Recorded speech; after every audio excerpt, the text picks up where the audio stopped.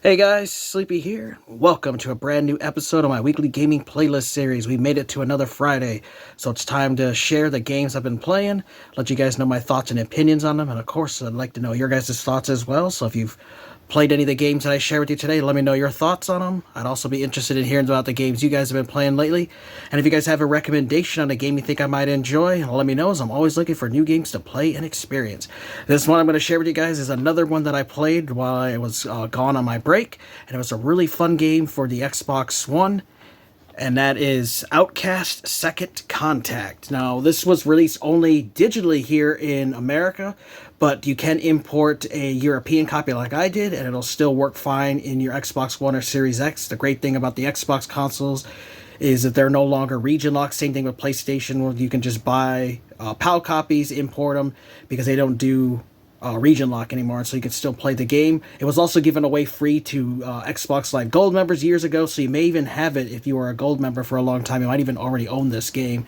It's a really awesome action RPG from 1999 that they ported to the Xbox One and PS4, and it just was really awesome to be able to revisit this game, because I did play it originally on the PC back when it came out and enjoyed it, but I never beat it, and so it was really cool to finally play it on the Xbox One. It got recommended to play this by a few buddies, and I finally picked up a copy, and I had a lot of fun with it. It was a little over 20 hours to beat this game 100% and get all the main quests, side quests done. I had a lot of fun with it, though. I'll read you guys from the back. 2 worlds, 1 destiny. Humanity has discovered that it is not alone. Unfortunately, first contact with intelligent beings has taken a disastrous turn. You are Cutter Blade, a special forces soldier sent to the planet Adelpha on a last-ditch mission. It's a living planet, epic battles, a fantastic adventure. So let's check out some gameplay of Outcast Second Contact. Alright guys, today we're checking out Outcast Second Contact. Now this is a remastered version of the old Outcast, where it was released in 1999, was exclusive to PC. It was the first ever open world action RPG game. It was really innovative for the time. It won Game of the Year and several other awards. And a few years ago they actually released this remastered version for the PS4, Xbox One, and the PC, and it gave new life to that old classic Outcast game, which is really cool. So let's check it out here. It loads really fast, especially here on the Series X. It's got real basic options. Your voices, whether if you want to have it in English or a different language, your text, if you want to have subtitles on. The damage resistance, I just kept it to normal. You can have your health be auto-replenished, but I prefer to do it manually. So just real basic options here. You can change it, your audio, different levels. It does have really good music and great voice acting. They did change the character models because they looked a lot different in the original 1999 PC version. Now obviously you're not getting the best visuals that you're going to get. They didn't do it a total like remastered version like they did with the Resident Evil 4, anything like that, or the Resident Evil 2. You know, it's not going to be that kind of a level quality, but it still looks pretty damn good here. But let's actually, let me load up an older save file real quick, just so I can show you guys some of the combat and stuff. But this game takes place on another planet. I'll explain the basic story to you guys in Friday's part when I film it for my weekly playlist. I'll explain the story more to there for you guys. But it takes place on another planet.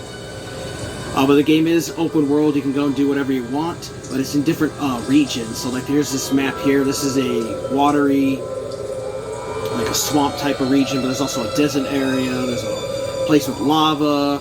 There's also an area that's like a farming village where they collect all this wrist stuff, which is a food. And then there's also some other areas, and you can see how big the maps are. They're pretty decent size, and anything on there that's red are actually where the enemies are. And I've cleaned out quite a few of the enemies here. I've killed over 250 of them. And then there's named characters, you know, main characters in the game, which you can get quests from and stuff you do for them. They'll have their name up there and where they are when you find them on the map, so you can locate them again. And you can have the big map up here, but obviously it's kind of hard to see the game, so I just keep it up here a little so I know where I'm going. There's also these different portals because the game is broke up into different areas. They have different names and stuff, and you use these portals to get to them. And there's more than one in the areas, which is really cool. You have a little weapon wheel here that you can bring up, and you start off the game with just this pistol, but you can eventually buy other guns here with money that you earn, which is what I've done. I finally bought them all. You can also upgrade them. So I've got my pistol upgraded to level 2, and I got my little machine gun pistol up to level 2 as well. And I'm still going to level up the rest of these weapons here. But you got a variety of stuff. There's a grenade launcher. This is like a shoots darts to make enemies sleep. It's a flamethrower. I'm not sure exactly what this hot weapon does, but it looks pretty cool. Got a cool menu system as well, so you have your backpack. Now this keeps track of everything. Like there's your health that tells you what it's at, your oxygen level, because there's actually swimming and you can go underwater, but you have to be able to breathe, obviously, so you're holding your breath. That's what that is. You have your money, which the money in this game is called Zorkins, and then what's held in your hand, and then you have your backpack, which keeps track of all your items, because there's a lot of items for you to find in the world, and you can actually use them to craft weapons, stuff like you can use them to craft things. Ammo for weapons, med kits, that kind of thing to heal yourself.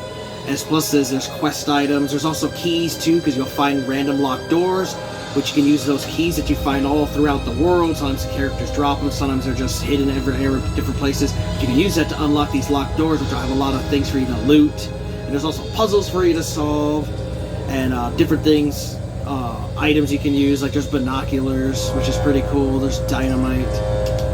Like here's this binoculars you can use. You can zoom in and look into places, which is pretty cool. You can do x-rays, you can see it like that. That's pretty cool. Just different things like that you're able to do.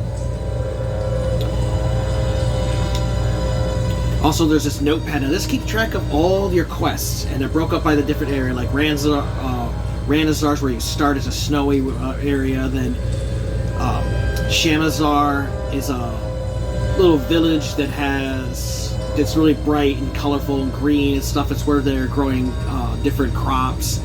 And then you have Okasanakar, which is where I'm here now currently. Then there's the Tanalazar, which is the desert region. And then you have your general, which is your main quest, but then you have all these side quests. So anything that's grayed out or quests I've completed, if it's still highlighted, it means I still need to complete it. So there's a lot of side quests to do. You don't have to do them all if you don't want to, but they do help out with the game. They do help you get items and stuff, and it also helps your reputation, because your game, you do have a reputation where you start out kind of in the middle, and then you can get it maxed out, which I do. You have this lexicon, which keeps track of different things you hear in the world. Adelpha, which is the name of this world, and it just tells you when you hear about different kinds of plants or creatures or information. This is what keeps track of it all for you. And then you have your analytics, which keeps track of your reputation. I've done 41% of the main missions, 31% of the side missions. I got over 15 hours in the game already. And then you have your enemies, because there's a big enemy, these soldiers for you to fight, and this keeps track of how strong they are. I've got their toughness down. And there's different missions for you to do to actually weaken them, because you want to help defeat them to free these people that are called Talons. So let's go over to the desert world real quick. And there's a few enemies here, but I've been going through the areas and just wiping out all the enemies in the area so I can kill them, and that way they all drop money, so I can use the money. And then they also sometimes are guarding resources and stuff, especially if they're in like barracks and stuff. You can go there and loot it so you can get all the ammo for your guns, because all your guns take ammo. And your little headset you wear will actually talk to you and tell you when it discovers stuff. And I'll let you guys, we'll talk to this guy so you can hear the voice acting. And you can ask him different questions and stuff. And if it's still highlighted, that means you haven't talked to them about it, and you can. Excuse me, pal. What can you tell me about Talanzar? Talanzar is a dead region now, but it used to be filled with life before Feyran came. I wish my taxes went towards making it live again. And so you can ask them all different stuff, which is cool. Now, this is one of those games that does not hold your hand, so you have to listen to where they tell you to go. Because sometimes there might be somebody you're trying to find. Like I say, you're trying to find this Grand, which is a recreator, which is really cool, is these guys can craft for you. So if we go here, we can actually have them make us some ammo. talk to him, tell him to make these. I'm gonna have him make ammo for my pistol, and I have him make 6. Can I see you for a second? This is what you needed. Please give me a small amount of time to make this for you, Udokai. And you can keep handing them to him if you want him to make a bunch. So we'll just give him that one, and then you just do something for a few seconds, a minute or so, and then you go back to him and it'll be ready for you. So let's see if those guys. Yep, they're up there. So here's another area. You can see the different size of this one. This area had a lot of enemies, but I've actually killed them all. You can also crouch down if you want to sneak, because you can sneak, and it'll also show you what your health bar is currently at.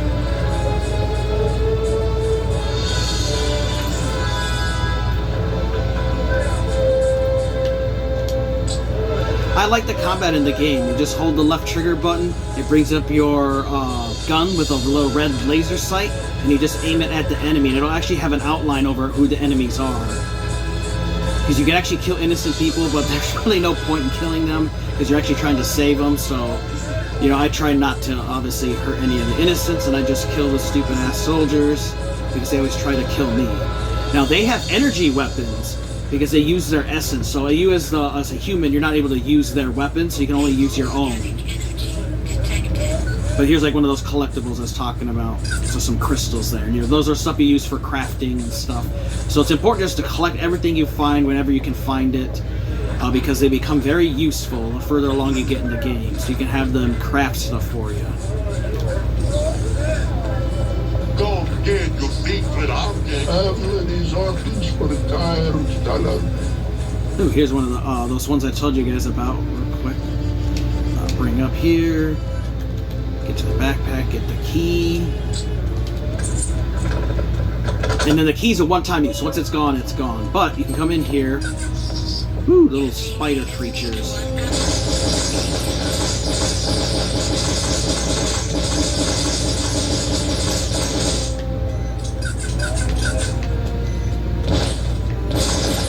So there are wildlife to fight as well. Not everything's hostile, but there are a few of them.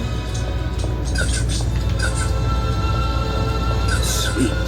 But these, you definitely want to raid these places. They have locked up because they have lots of ammo and lots of useful items in them. Sometimes they even have pots here that you can break. And it'll hide even more stuff. So really cool. Definitely try to get as many keys as you can so you can unlock that kind of stuff. Now let's get into some combat here. There's some guys over here you guys can check out. We've got 927 ammo for this weapon, and you can level up your weapons as well. I got my handgun leveled up to level 2 now. So there's the energy weapons, which they're pretty easy to dodge. You just got to jump back and forth, but you just got to be careful. And what's nice is they put a white dot above where the enemies are, so you can know where they are on the map and who an enemy is, so it distinguishes it from a regular person. Gotcha. Now, obviously, they don't die this easy when you first start the game, but when you get leveled up, you'll be able to kill them a lot quicker and it'll take a lot less bullets. But there are some enemies that are very strong, that are like bullet sponges, and they're a lot harder to kill. But after they die, you can go loot their bodies. Sometimes they'll drop items besides gold. They all will drop gold, so you get like $10 for every one of them you kill. So it does pay to kill them all because you can get all their money and stuff. But sometimes they'll actually drop dynamite. They'll drop items and stuff. Ooh, here's another pot we can destroy, and nothing. Sometimes there's nothing in them. Sometimes there is. So I try to destroy them all I can. Now what's cool is your backpack actually has a built-in little jetpack thing, and you can actually use it to get to different areas.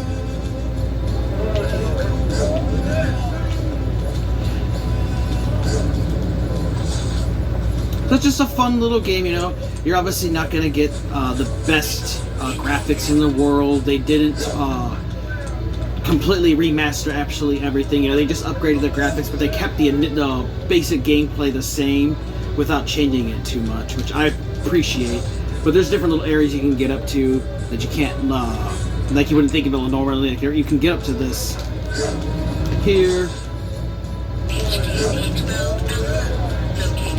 There we go, and you can find stuff hidden on different rooftops and stuff, and here's some money. And you can actually jump to that blue one there.